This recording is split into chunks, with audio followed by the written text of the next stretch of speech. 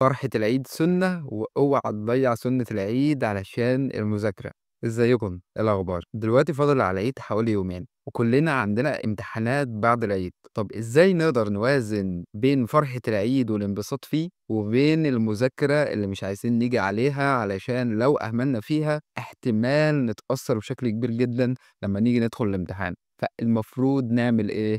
أول حاجة هتعملها هو إنك هتروح تصلّي العيد وترجع تاكل البسكويت والكحك وتكون مبسوط مع العيلة وتركن المذاكرة على جنب. في وقت الضحى هتكون بنسبة كبيرة خلّصت التهاني بتاعة العيد لأصحابك أو قرايبك، فهتاخد ساعة تراجع فيها حاجة سهلة، زي الأسئلة السريعة أو لو في ملخصات عندك. نيجي بالليل، لو لسه فيك صحة ذاكر لك ساعة تانية زي اللي ذاكرتها في الضحى، وباقي اليوم كله ليك اعمل فيه اللي أنت عايزه. نيجي لتاني يوم بقى في العيد، من الساعة 08:00 للساعة 10:00 هتبدأ تذاكر فيهم حاجة صعبة، يعني على سبيل المثال زي الرياضيات أو الفيزياء. من الساعة 10:00 للساعة 14:00 ابدأ اعمل فيهم أي حاجة ترفيهية بالنسبة لك، اقعد مع قرايبك، كلم أصحابك وهكذا.